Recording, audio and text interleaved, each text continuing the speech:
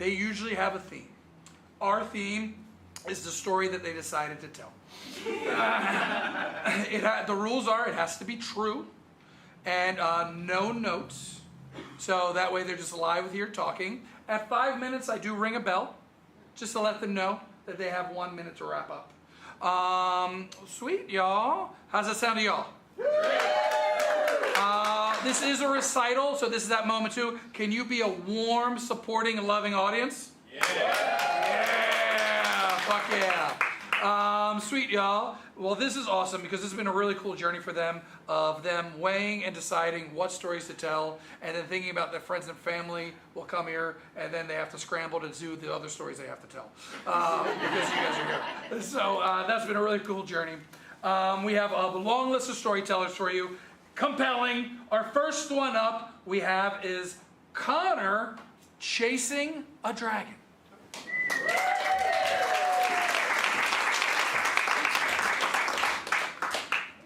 I've always been a thrill seeker. When I was 3 years old, I was dancing in a chair, and my mother says, "Sit down or you're getting a spanking." I looked at her for a second, turned around, and said, "Come and get it." If you knew my mother, you would know that's asking for an early, unmarked grave. When I was 12, we engineered a swing. Goes about 30 feet high. At the apex of the velocity, at the minimum of the parabola, I fell out of the swing. Bam! I couldn't walk for days. Destroyed my tailbone. When I was in high school, I went rock climbing with my with my friend's father. And as we're climbing up the mountain in the Jeep, I'm calling him a little bitch as we can't make it up. And he proceeds to nail it, and we flip and roll back down the mountain. So the problem is with this is that the more stuff you do, the less the thrill takes over. Nobody likes skydiving twice. So I have to always find a new drug. So I decided to go bull riding. Now there's traveling rodeo schools, and the one I went to was up in Atlanta for this section. And so I drive an hour up to Atlanta, and I get taught by PBR guys on how to ride bulls. I get there about 8 a.m., and they give you all the gear you need, and then we go through the philosophy of the school. And then we go through 3 classes: shoot procedures, and then 2 classes on how to ride bulls. Lunch, and then by 2 to 3 p.m., I'm on the back of a bull. There are other schools out there that take 1 to 2 days to do this. We did this in 5 hours. God bless America. So the school had about 20 people bull riding, and 6 of them had bull ride before, or had rode bulls before. And so when they were going, they went first, went swimmingly. They looked really good. I'm like, that's a good example. I'm going to follow that. The next 6 were the true amateurs. In that group, there's a 50-year-old man. He got thrown from the bull and then got stepped on. And he's sitting there groaning in pain. The bullfighters are coming out to distract the bull and get it away from them so the medical team could pick him up and get him out of there. He never rode bulls again. Or, I don't really know that. I haven't kept up with the guy. So, but I've never seen him ride bulls again. So now it's my turn. I'm on the back of the bull. I'm nervous and scared, shaking. I have my hand tight, my free hand up, and I nod my head. The gate opens.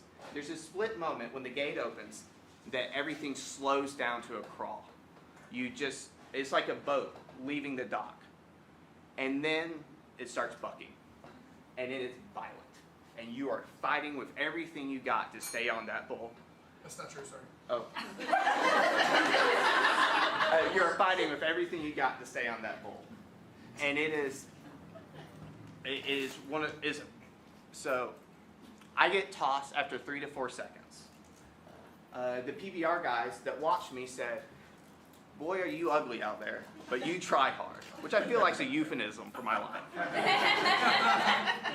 And for those of you who don't bull ride, you have to stay on the bull for 8 seconds for it to be considered a ride. With 3 to 4 seconds, I just got on the back of a bull. I got on the backs of 6 bulls that weekend. I rode number 4. Now, with all of us living through our phones, kind of vicariously watching other people do acts, I challenge y'all to take risks. Go out there and see what you can make of yourself. Good night. Yeah!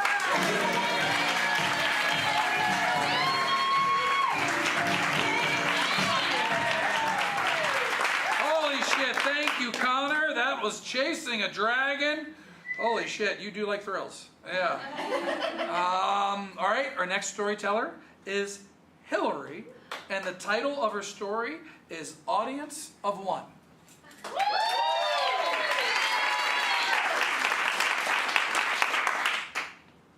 When I was a little kid, I had the music in me, full volume. It lived in my bones, my heart, my soul. I didn't just walk, I danced.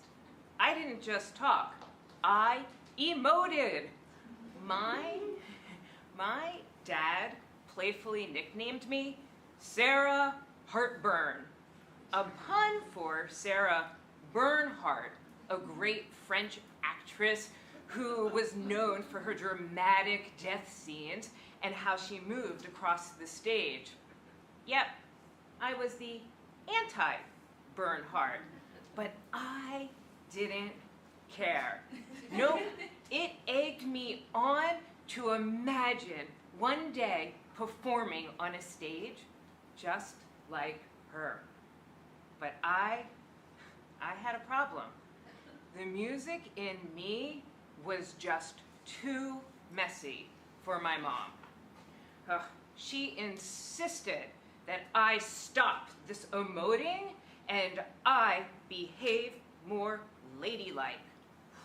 I tried, but wow. The power and the dream of being on stage one day was just too powerful for me. So, oh my God. Oh wait, no, I totally forgot. Oh, this too powerful. Oh, Did you go in the basement?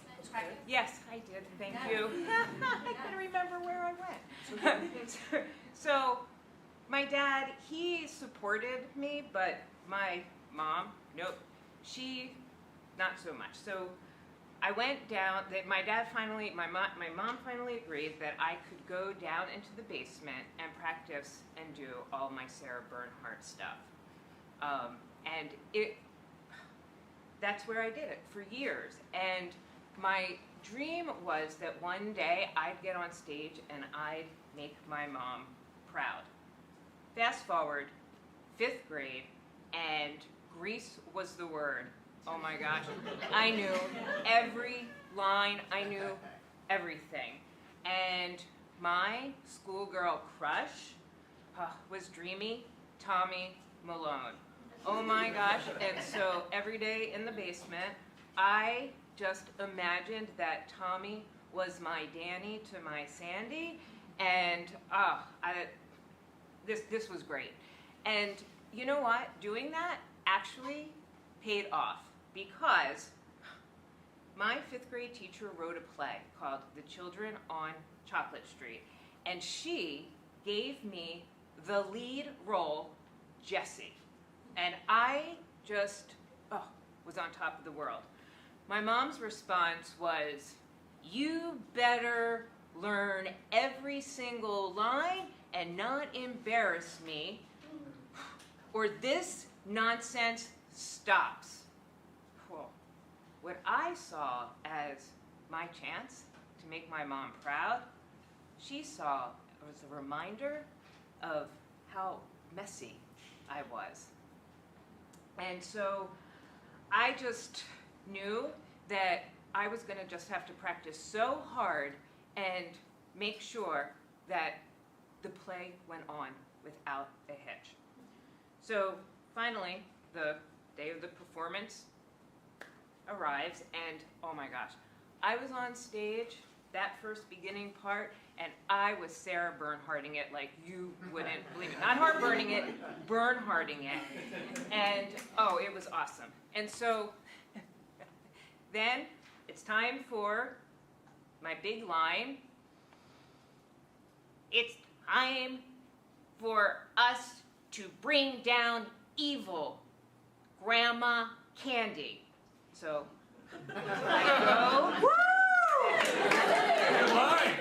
I go to the front of the stage, and I look out, and my eyes lock with none other than Tommy Malone. My brain froze. My ears started ringing. The audience erupted in laughter, and Mrs. Friedman had to grab the microphone, deliver the line, and she nudged me, which luckily my trance was able to stop, and next thing you know, I'm just back on stage, and I ended the play on a high note, just like I began. Well, it was great. 1 minute. Except that everybody else forgot my stumble, except for my audience of one. My mom, nope, she wasn't proud. No more Sarah Hartburn. It stopped. But the one thing that couldn't stop was the music inside of me, because that lived in my bones, in my heart, in my soul. And even though for decades I tamped it down, it was always there. And today, after a whole lot of therapy, all I need is to be proud of myself, because I am my own audience of one.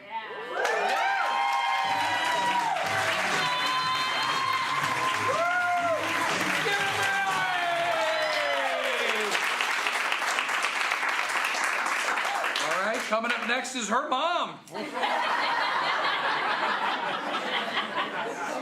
That would have been weird, but fun for y'all. Yeah. All right, can we have Justine, titled Homecoming?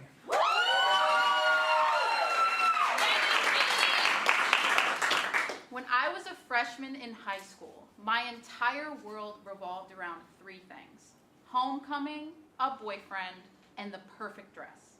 This was it. I had been preparing for weeks. We are talking about freshman homecoming, everyone. Everything in my adolescent life had been leading up to this one moment.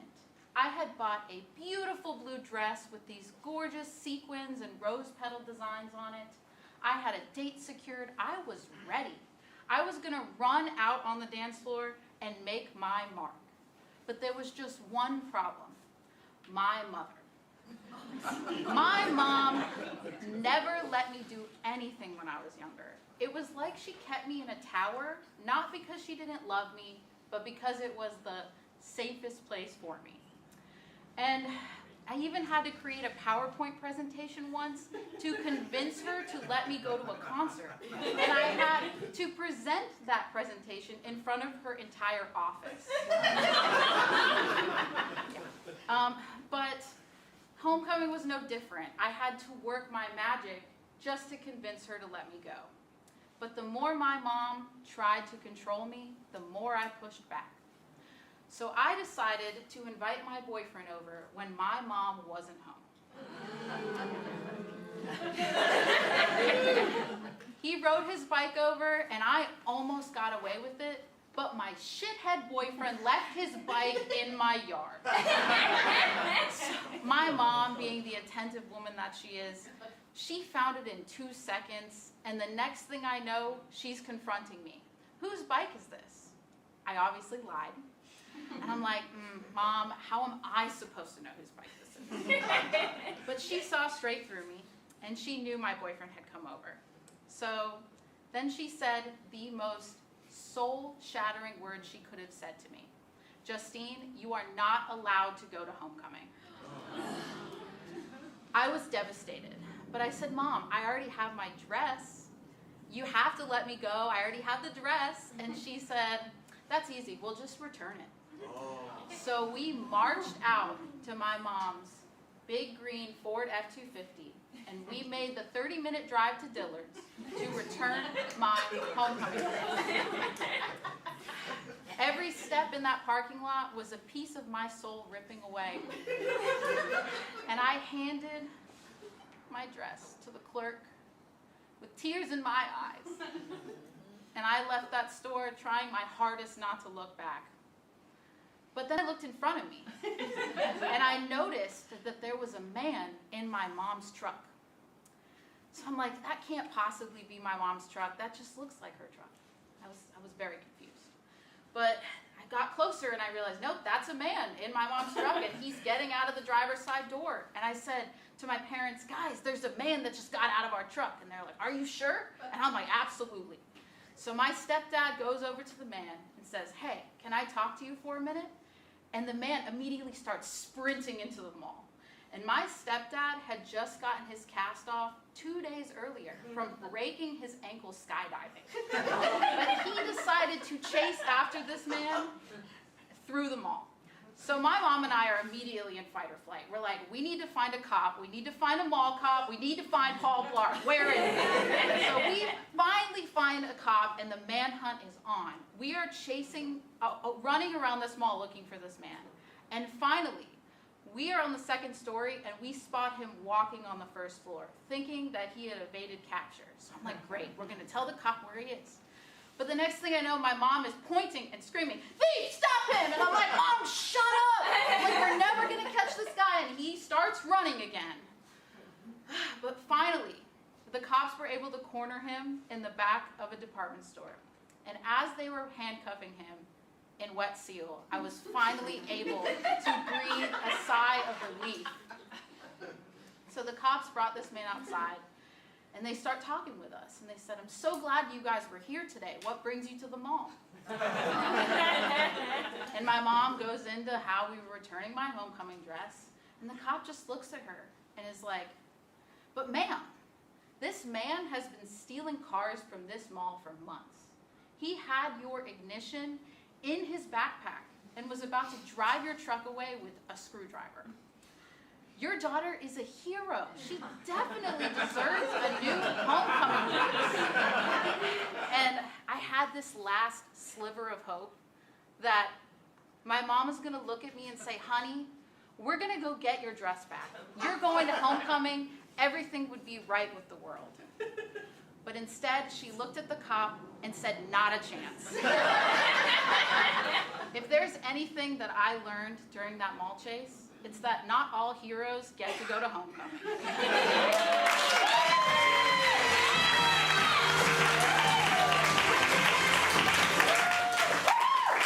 All right, next up we have Christine. It's called The Choice. Thank you, Hillary. Thank you, Justine. Another mom story, right? So there I was, a sunny day. It's going to take a turn. It was a sunny day in Berlin, and I loved commuting to work on my bicycle. There I was, living the most Instagram life you could imagine. And I looked down, mother. Oh, should I pull over? It's early morning. It's the only time I've got to talk to her on the East Coast, so I pull over, pick up the phone, come home. My name is Christine Fish, if I didn't already say it, and I have a problem. I was scared shitless about moving home. My life in Berlin was amazing. It was tinderful. It was clubful. I designed and worked with firefighters. German firefighters, hot firefighters, all the firefighters, American firefighters. They threw me in fire pits. And I got to travel on the weekends. If you know EasyJet, you know EasyJet. And EasyJet was 30 minutes in Spain and 30 minutes in Italy, a weekend in Greece. I was living my best third-year crisis life, or third life crisis. But there I was, thinking about Mom, and there was other things pulling me in, like Greta, We would commute home on our bikes and hit a club, because clubs are open 24/7. And then we would, not return until on the S-Bahn, loving our S-Bahn life, like thinking how good it smelled, even at 4 in the morning. It was truly the best life for me. But there was a tug. Mom was getting sick. So, thinking back on my life back in Georgia, I never belonged. I grew up as a Minnesota transplant in Northeast Georgia, full of the sticks, and I was a Yankee from the damn day I graduated from kindergarten to 12th grade. My sister was a homecoming queen, my brother was a valedictorian, and I was, a sport nerd, basically, a mix of that. And I got out of Georgia, and I got out of Georgia fast after graduation. But the only thing that ever helped me feel like I belonged was Mom. Mom was a kindergarten teacher, and she was the kind of mom that even on St. Patrick's Day would get up at 4 in the morning, even though it was her birthday, and she would paint little footprints, leprechaun footprints all over the house, turn up all over the furniture, just so we could have a surprise before school started. Up until I was a senior, we were doing that. And it was, so I moved home. I moved back here to Savannah, Georgia. She moved here too. And I thought I was giving up everything. I traded my Tinder profile for finding a doctor. I traded appointments on EasyJet for neurology appointments. And I traded my bike for an SUV. Life changed, and I thought it was going to wither. But hope floats, and it didn't. It came in the form of, oh, Canada. About 3 months in, I met my husband, now husband. And we did everything backwards. We met, went on our second date to Disney World, met his parents, all within this first, 2 weeks. His one line was, you want to move in? I need a roommate. So, I moved in together fast, and everything happened fast. And then COVID happened, and we shared a love of wanderlust. I made amazing art friends. I traded my firefighters for beautiful students. I traded my German co-workers for great teachers, for other professors. Life blossomed, and it kept moving. And so, but the moment that I knew was coming happened. Mom started to forget how to eat. She started to forget how to swallow, and she started to forget everything. And so there I stood at her funeral, thinking about the last 7 years, and I realized how grateful I was to have the time I spent with her, the time she could spend with her granddaughter, and I was now, I was over the fact of the life I had given up and the life I had. And now I'm teaching my daughter how to bike.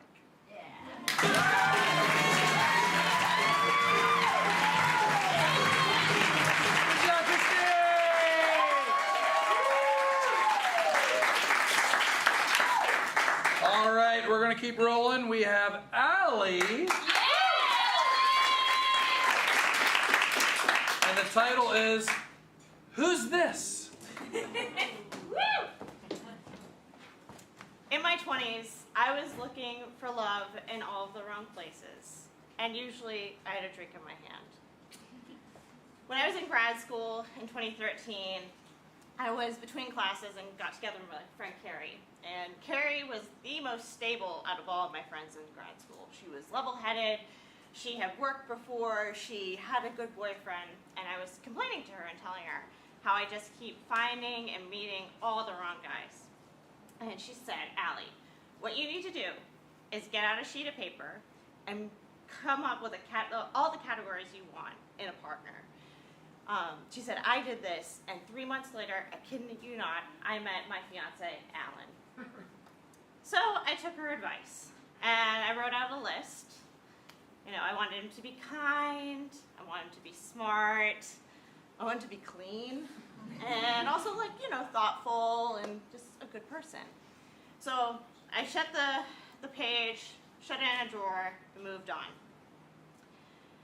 A couple weeks later, I went to a grad school reception, and it was the end of the year reception. Everyone's having a great time. We were drinking. We did not want the night to end, so we continued drinking and ended up at a place called Midtown Tavern. Woo! That night, they were doing karaoke, and I was having a lot of Golden Monkeys. If you aren't familiar with Golden Monkeys, it is a delicious malt beverage. It tastes like bananas, and it's like 11% ABV.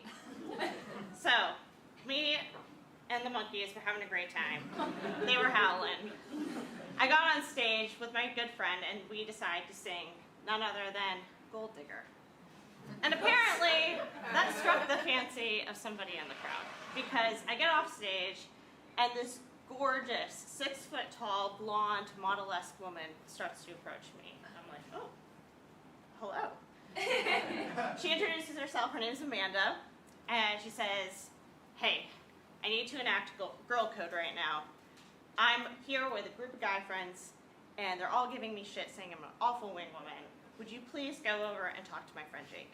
And I say, okay, point him out. I'm not going to go talk to some ugly guy. Like, I already have the beer goggles on. So she points him out, and then, sure enough, he was cute. So I went over, we exchanged information, and we start dating. And we start dating, and we date all throughout the summertime. And we were having so much fun. He was thoughtful. He would, when we were walking outside on the sidewalk, he would always walk on the outside. He was smart and ambitious. He was an engineer, and he was going to go to grad school in Tennessee for his MBA. And he was clean. One time I actually went to go pick him up to go introduce him to my sister. And he was staying at Amanda's apartment while she was overseas for the summer. And she was not a clean person. So when he opened up the door, he had a t-shirt wrapped around his head, and the smell of bleach just wafted out throughout the hallway. And I think I fell in love with him right then. So yeah, things were great.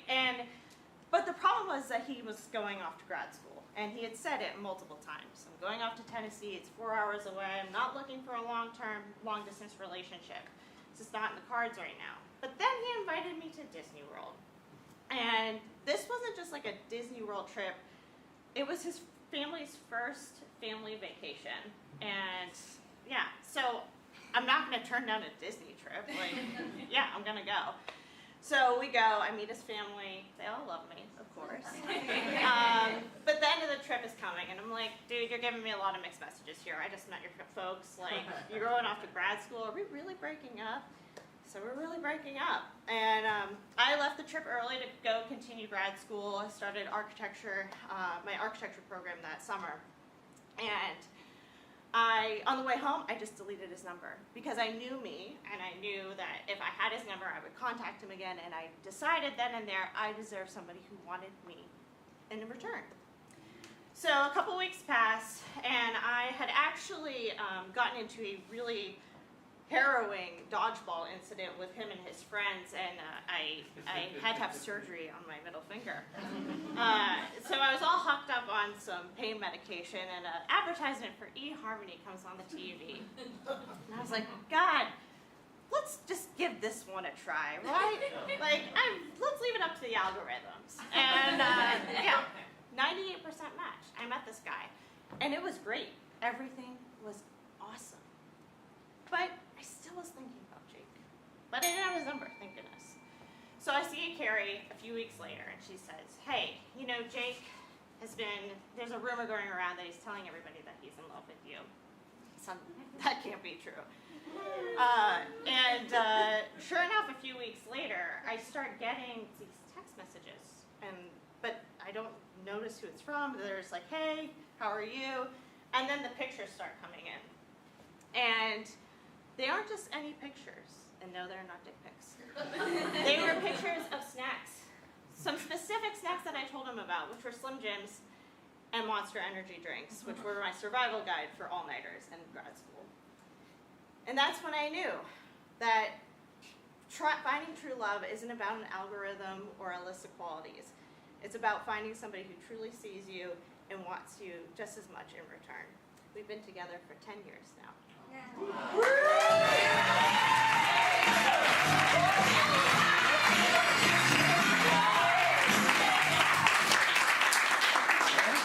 And now let's bring up the guy that lost out. Come on.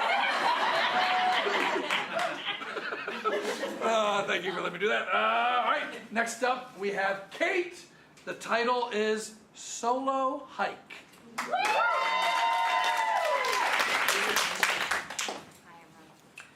It was my last semester of college at Virginia Tech. Go Hokies. And finals were approaching, and I was unbelievably stressed out. I wanted to be a professor, and so grades were absolutely everything. And not just good grades, that's not good enough. They had to be perfect. I was the teacher's pet my entire life, as you might expect of someone who wanted to be a professor. I was the kind of person who always picked up the slack in group projects, sometimes redid other people's work that was not up to my absurdly high standards. I was no stranger to a party, don't get me wrong, but academics came first. That was my dream. I wanted to be in academia. And actually that same semester, my roommates had planned this huge party. There were kegs, there was a DJ, there were lights, there was a fog machine. It was wild. And I spent the entire night locked in my room upstairs, headphones in, blaring white noise, trying to ignore what was going on downstairs, and writing a geography paper. And by the end of the semester, I was just at my limits. My hair is falling out, my skin is breaking out, I can't sleep through the night without having a really bad stress dream, not sex dream, stress dream. And I just knew. You get more time. Yeah. I just knew that I had to get away and clear my mind and relax. And for me, hiking has always been that. It's always been a way for me to just meditate. And anytime I find myself really, really stressed in life and overwhelmed, I find myself seeking out opportunities to go hike. And if I can't hike a mountain, just at least get out into nature. And so I had convinced a couple friends, it took a while, but I had convinced a couple friends to come with me. Let's go for a hike. I had picked a really short hike. It was less than 2 miles round trip, a couple hundred feet of elevation change, more or less flat. It should not have taken us more than 3 hours door to door. And at the last minute, they bailed. And I was so pissed. I was really looking forward to this, and they bailed on me. And so, thank you, that's what I said. And so I went anyway. I knew it wasn't the smartest decision I had ever made, but I was willing to accept the risk. I had been a Girl Scout. Growing up, I had my first aid badge, I got my camping badge, I got my outdoor survival badge. I'm smart, I'm capable, I will be fine. And so I packed my water, I packed a topographic map of the area that I was going to. I packed, most importantly, some snacks. I always have snacks. I have snacks in the green room right now in my bag. And I told my roommate where I was going and what time to expect me back, and off I went. When I got to the trail, I was the only one there, and I had made it to the far side of the trail. There was this overlook, and I made it there really quickly, and it was fine. It was not really what I was looking for. It wasn't enough of a challenge to really help me clear my mind, but I was determined to make the most of it while I was there. So I sat down, I pull out all my snacks and my map, and I'm looking at the peaks, the mountains that I can see in the distance, all the ones that I would rather be on than my boring ass trail. And I notice on the map that there's a short trail that connects the trail that I'm on to the Appalachian Trail. And as a proud geography major, I can read the hell out of a map. And so I can see that this trail is steep and it's more of a challenge. And I said, that's exactly what I'm looking for. I'm gonna take that. It's gonna be great. That's what I need. And so I packed my shit up and off I go. And I got to the trail and I was right. Of course I was right. I can read a map. It was steep and it was great. It was like a proper hike. That's exactly what I was looking for. And I had not been on that trail for long. And in front of me, I see a trash bag in the middle of the trail. And once again, got super annoyed and irritated. This was really not turning out to be like the relaxing day that I had planned, because anyone who's been hiking knows you pack in, you pack out, right? Leave no trace. And someone had left litter, and so I'm like unzipping my backpacks. Here I am gonna have to carry out, like, pick up someone else's slack of our like collective group project. And as I get closer, it moved. That's what I said. And I just froze, and I realized it's not a trash bag, it's a black bear cub. And I was like, shit. I know that mama bear is probably somewhere close by. And I just froze. I couldn't think of anything. And I looked to my right, she's not there. I looked to my left, and about 30 feet away at my 8 o'clock, there's a mama bear with 2 more bear cubs. And now I know I'm in some shit. And I sat there frozen, thinking of what to do. And then I remembered something that I had learned in my Girl Scout training for my outdoor wilderness survival badge more than a decade before. If you ever encounter a bear, you remember this rhyme. If it's black, fight back. If it's brown, lie down. If it's white, good night. You're dead. I don't know. And so I knew this is a black bear. I have to make myself as big and loud and scary as I can, and like that's my only hope. Easier said than done, I will say, having been in that situation. But I took a couple steps back so I was even with her. And I somehow made a sound I have not been able to recreate since, but I was like, whoa! And off she went. All the bears ran away. They ran down the hill and into the mountains. And I just stood there frozen until I was sure that they were not going to come back. And I ran as fast as I could back to the parking lot, back to my car, and I made it. And I had gone hiking to clear my mind and escape from my stress. And I learned that you can't always escape from your stress and control everything. But if you remember things that you learn, tips and tricks, and you stand there and you face your stress and you make yourself big, sometimes the bears will back down.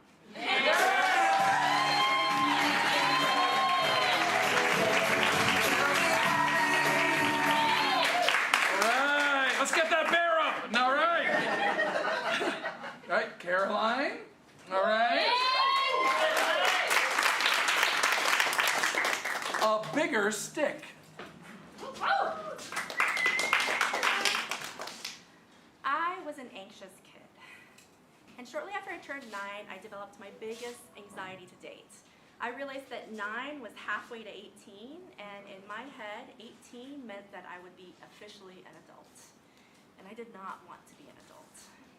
I loved being a kid. I loved that I really didn't have any responsibilities, that my main focus was on friends and having fun.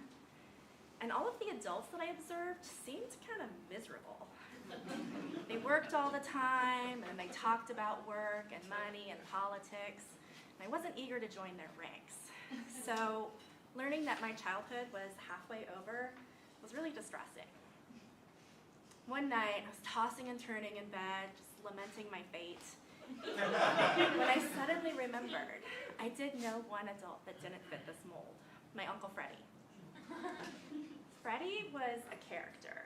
He was glamorous. He kind of seemed to be like a child cosplaying as an adult. He looked like Magnum PI. He had feathered hair, a big mustache. He wore a Hawaiian shirt and boat shoes and was perpetually smoking his 5th or 25th cigarette. He had a great job, but when I thought about it, his job was kind of childlike too. He was a stevedore, which meant he loaded and unloaded container ships at the ports, which was kind of like Tetris. And he never talked about his job. Instead, he would tell colorful yarns about his adventures. He also didn't have a house. He lived on a boat. And not like a houseboat, but like a boat. The boat had a shower, but true to Freddie, he preferred to pull on his swim trunks, go out on the prow, and bathe under a garden hose while waving at his neighbors. And he seemed to have the priorities that mirrored mine. He wanted to enjoy life, help others, and not sweat the small stuff. One of my earliest and fondest memories of Freddie happened soon after I developed this anxiety, this fear of growing up. My mom and I always went to Savannah every summer. That year money was tight, so my mom found a cheaper flight to Jacksonville, and then we would just drive up from there. When I heard this, I was very excited because Freddie lived in Jacksonville, so I knew I'd see him. We get to Jacksonville, Freddie takes us out to dinner, regales us with his tales, buys me like 1 million Shirley Temples. And then he tells my mom, I want you to borrow my car. She's hesitant because Freddie didn't really value material things, but he loved his car. It was a black sports car, the chicks dug it. But again, we're broke, so she agrees. The next morning we meet up, I see the car for the first time. It's basically like a Hot Wheels. I get in, my mom's like nervously looking around, trying to like familiarize herself with the gauges, like adjusting the mirror. Freddie comes around the side and he's like, all right, sugar, are you ready? She takes a deep breath and then realizes she can't reach the pedals. Freddie's a tall man, so she says, almost. She reaches under the seat, slowly starts to scoot forward, and disaster strikes. The seat collapses, banging loudly and then falling flat. The worst has happened. My mom has destroyed Freddie's only prized possession, and before even putting the keys in the ignition. I'm flooded with anxiety. I close my eyes, I just brace for the fallout, and it's dead quiet. And then I hear like a wheezing noise. And so I look up and I see Freddie, and he's grasping his stomach, he's bent over, he's shaking with like a grimace on his face, and I think, oh my God, he's having a heart attack. My mom has killed Freddie. As soon as I think that, he leans back, takes a deep breath. I'm like, oh, smoker's lungs, he was wheezing. Takes a deep breath and then begins coughing and laughing, which is very confusing and then also kind of terrifying. It seems unhinged. He starts to walk away, coughing and coughing. My mom and I look at each other, we're just like waiting. He eventually regains his breath, turns around, starts to approach. He's rubbing the back of his neck, huge grin on his face. My mom starts to spew forth like a stream of apologies and promises to fix the car. Freddie holds out his hand to silencer, and then he reaches underneath the ruined seat and pulls out a giant branch. He waves it at my mom with a twinkle in his eye, and he says, darling, that seat broke months ago. I propped it up with a stick, and then I forgot about it. You're shorter than me. You just need a bigger stick. And with that, he turned around and he walked towards the trees. Relief flooded my body. Not just that he didn't burst out in anger, but that it confirmed that he was different. That day, I learned to fear growing up less. I understood that it didn't have to be a dull, gray, joyless life. I saw by watching Freddie that I could choose who and how I wanted to be, and I wanted to be like him. Freddie died 12 years ago, but I still think about him all the time, particularly in moments when that anxiety rears its head and I start to spiral. I try to stop, take a deep breath, and ask myself, is this important, or do I just need a bigger stick?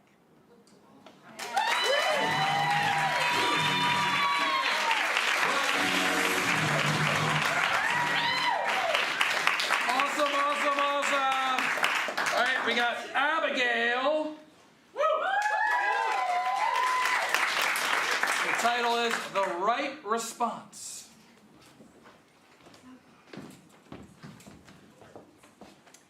I am a diagnosed neurodivergent adult, which of course means that I was an undiagnosed neurodivergent child. My biggest issue growing up was empathy, in that I had way too much of it. My emotional responses to my peers skipped way past eccentric and landed squarely in bizarre. I didn't want to be bizarre, though. I wanted to be normal. And I would come home from school after a beautiful day of being bullied to tears. And my parents, who admired their sweet, empathetic daughter, recognized that not everybody did. And so they started giving me little tips and tricks on how to tone it down a little bit. And I still have a lot of those awful, embarrassing 3 a.m. wake-ups, remembering a lot of my early childhood faux pas, one of which was when I was at a birthday party of kind of the most popular girl in 2nd grade, and the fact that I was included at all was most likely pity, but at the time I was just psyched. And I got to stand next to her while she was opening her presents, and she got the best presents. She got like really exciting, fun, like really like in my little mind, it was like very thoughtful gifts. And I am next to her just going, wow, look at that, it's amazing, best birthday ever.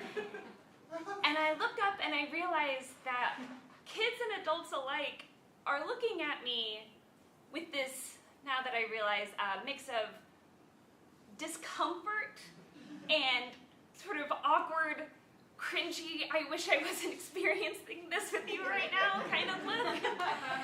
And I fixed myself in that moment. Slowly, I relaxed, I became quiet, I nodded, and then I continued fixing myself throughout my childhood.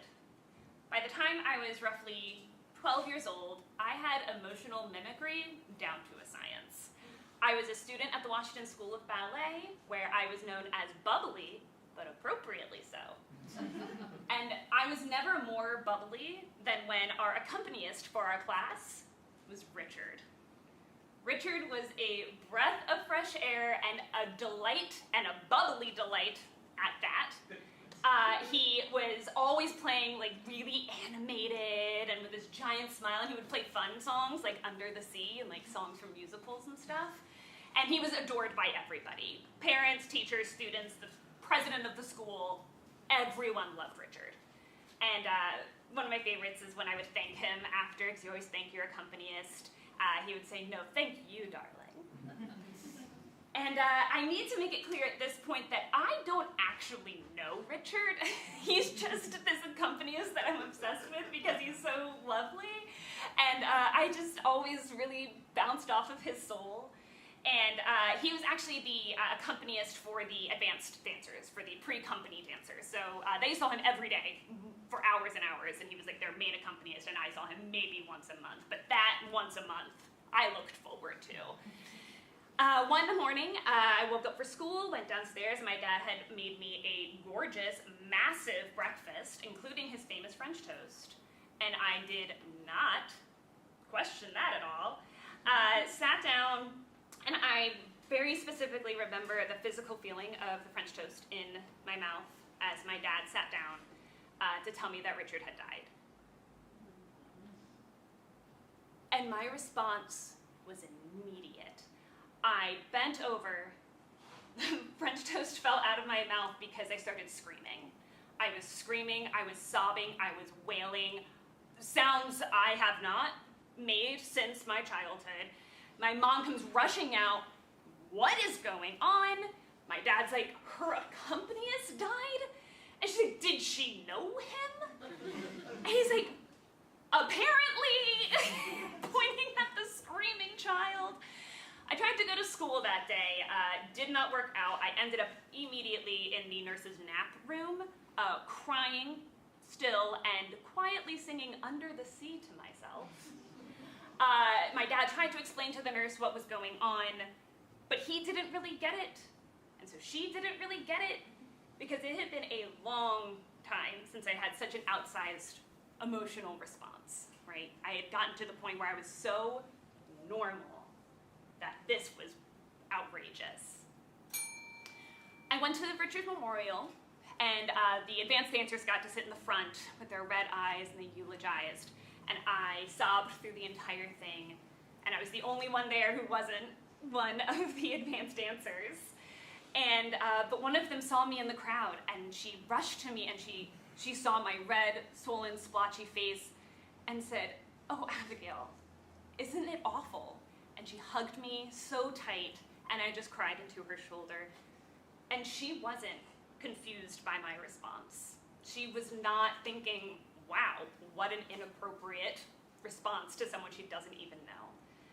And I said earlier how I sometimes look back on some of these earlier embarrassing moments with like the deep, white, hot embarrassment, but when I think back on the little girl whose heart broke into a million pieces for someone she didn't even know, just because her soul and his soul just seemed so aligned, I am not embarrassed.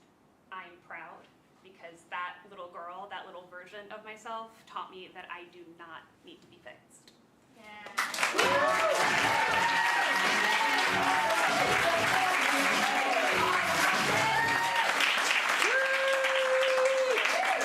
All right, we have 2 more storytellers up. Next up, we have Kelly. And the title of her story is Almost Great. Growing up, I knew I was destined for greatness. For career day, I dressed up as an actress, Natalie Portman to be exact. I had these really big sunglasses on that screamed Hollywood, and this scarf that I would flick behind my shoulder, like be all fancy. But I had a problem, and it wasn't lack of talent. Woo. It was that I never trusted myself enough to really let myself go and take risks. So, take soccer for instance. I played forward, which is the position that's supposed to score, for 6 years, and I didn't make a single goal, not one. Imagine this: the parents' chairs are lining the sidelines, the smell of fresh cut grass is in the air, and I've got an open shot. And the coach yells, "Take the shot!" And instead I pass it to Aurora Johnson, and she scores and we win the game. And later Aurora's like, "Why did you pass it to me?" And I said, "Well, I was afraid I'd mess it up, but I knew you could do it." So that kind of became my MO. The irony is, in high school, I was voted most likely to succeed, which sounds really impressive, but when you don't take risk and you don't put yourself in a position to ever fail, you look good on paper. So I just continued with my little safety box of a life, and in corporate America, I was doing pretty good. I was 30, I was a manager, and I was in my performance review. My boss said, "Hey, you're doing great, but don't get too confident, because everyone around here is replaceable, especially you." And I thought, okay, well, maybe she's right. I don't want to mess this up, so I quit. After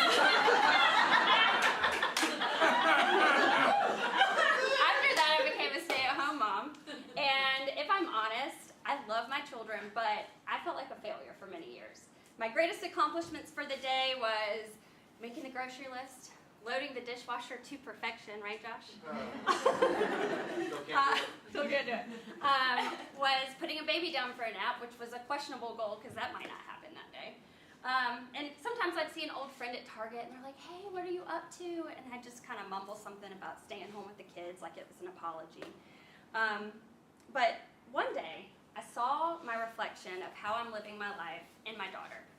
She was about 4 years old, and she's twirling around the living room like this little tornado of joy. And she's singing, and she's dancing, and she's having so much fun. And I say, "Conley, we need to get you a dance class. You would be amazing."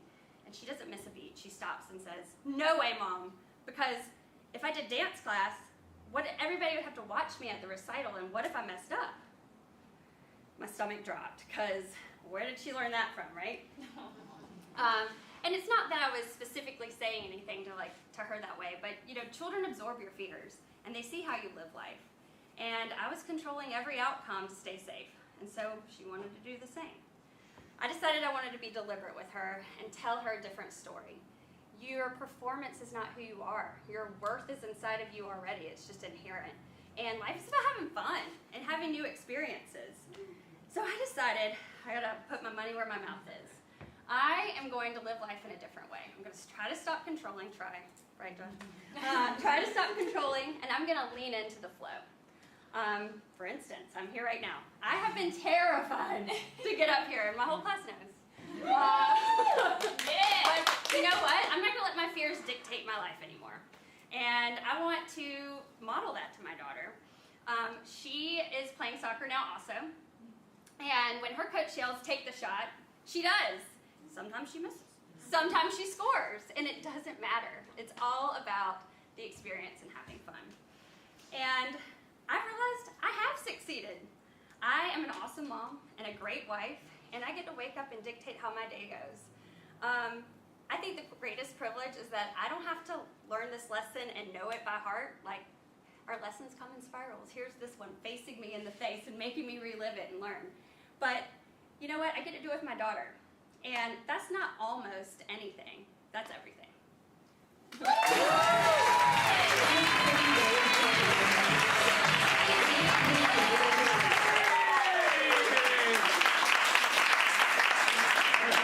All right, you guys ready for one more? We have Abby in the nude. Yeah, hi, I'm Abby. Let's see, I was in college and I was in love. I was so in love. I was in love with three things. I was in love with college, Oberlin College, nerd school. I got to take a bunch of weird classes like Intro to Bookbinding or a seminar on Egyptian cinema and social change and ate it up, changed my major every semester so that I could get more of those in. And I was in love with my roommates because they were just a little messier than me. And they were never home at the same time. So I didn't have to worry about them seeing me microwave shredded cheese for my favorite dinner. And then I was in love with Vikram, who is just the best. Double major in music and history. Just dedicated, knows what they want, gonna do it, you know. But it was a graduation. I was about to maybe lose all those three things at once. College was over. I was moving away from my roommates. And then there was Vikram, and I loved them, and they loved me. I mean, they had gone to the rodeo for me, which they're scared of cowboys. And I had stayed up all night reading their 300-page thesis on Indian classical music with no context. And I loved it, you know? But it's cool to be in love at the end of college, and people are like, follow your dreams. But I had been changing majors every semester, so I didn't know what I wanted to do. And people are like, don't follow the boy. But, you know, I lived in Georgia, and Vikram lived in Illinois, and we had to meet somewhere in the middle. And even though we had been together 6 months, we were gonna move in. It was this apartment that was on the 3rd floor of a house owned by landlord Steve, who had a gazebo Jimmy Buffett themed in Ohio. And Vikram had a sitar brought in, and landlord Steve goes, nice cello, you know. You know landlord Steve. And so we moved in. And it was one day, because Vikram started work the next day at a film company, which ended up being my major, but whatever. And I was moving in these boxes, being like, oh my God, you're going to live with me. You are going to see how messy I am, and I'm gonna have to microwave cheese for you, except I probably shouldn't do that. I should make pasta, but we don't have a strainer. Maybe I shouldn't make dinner because then you'll think I'm a trad wife, and that would be bad. So I was this ball of worry, and we had to go to bed, and Vikram was gonna get up early the next morning and go to work, and so I was like, we have to go to sleep now. And we get in bed together in the same bed because we live together now, right? And Vikram's like, hey, you should know I'm a naked person. I'm like, what? And Vikram's like, yeah, I like being naked in my house. And I'm like, sure, okay, that's fine. I'm gonna put on my Abbey top and my Bentley pants and go to bed and go to sleep. But I couldn't go to sleep because I was hearing these noises, these rustles, and I was like, Vikram, wake up. I think there's someone in the house. Vikram was like, there's nobody in the house. It's the house settling. It's an old house, and it's the house settling. We all know that. I was like, okay. So I go back to sleep, and I wake up again. And it's the morning, it's daylight, and I look over and Vikram's gone, must be gone to work. But then I hear something in the kitchen, and I'm like, oh, Vikram's here. That's the sound of the sink. and that's the sound of the door. And no, Vikram's definitely not here, right? Because Vikram had to go to work. So I like get chills, like I get goosebumps, and I'm like, okay, no, it's not the sink, that's not the door, it's the house settling. So I have to get up and open the door to my room and walk out in the hallway. And I walk out in the hallway, and standing there looking at me is a naked woman. Just completely in the nude. I look at her, I take her all in, and I'm like, that's not Vikram. That is not Vikram. That is a different kind of naked person. And then she goes, hey. And I go, and I run to the room, and I open the door, and I shut the door, and I lock the door, and I run to the closet, and I open the door, and I shut the door, and I lock the door, and I sit down, and I have my phone, and I call my dad, and I say, Dad, someone's in the house, like someone I don't know, and he's like, strangers show up in everyone's house. And I'm like, that doesn't help.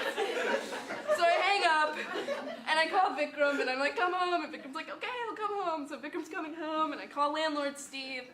He just talks about Jimmy Buffett. And so then I hang up on him. And I'm like, okay, I guess I'm gonna be a detective. I find a dirty sweatshirt on the ground, and I'm like, my heart's still racing. I'm like, oh my God, it was a naked person. They probably need this. So I go and I put it on the porch, and I pace, and I walk around the businesses around my house, and I tell them what's been happening to me all day. I tell all of them.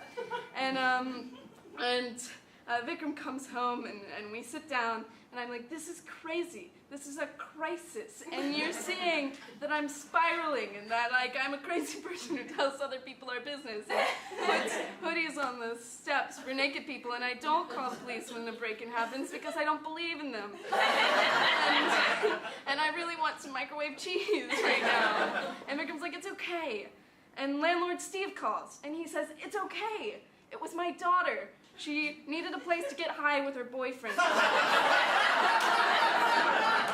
She didn't know that you lived there.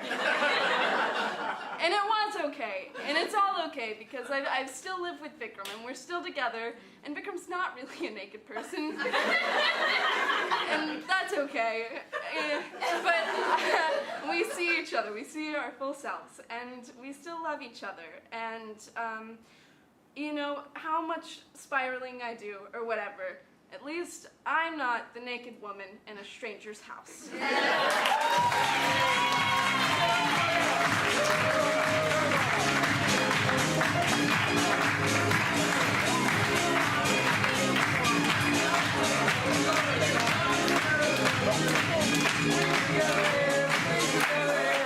have full lights. All right, snap away with your pictures, my friends. I brought phones. Come on up.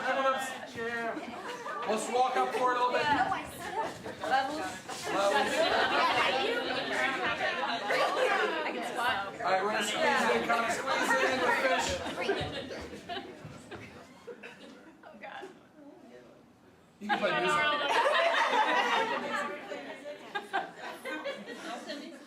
All right. Yeah. Give it up for that! All right, friends, thank you so much for doing this. Thank you guys so much for coming. We're going to have another artist storytelling class starting in January. If you want to join us from out there, or if you guys want to come back and hang out and hear more stories about your trauma. Just kidding. The bar is open. We do have an 8:30 show, so we do have to clear the theater, but you don't have to go anywhere. You're welcome to go to the bar or do whatever your plans are. Thanks for hanging out!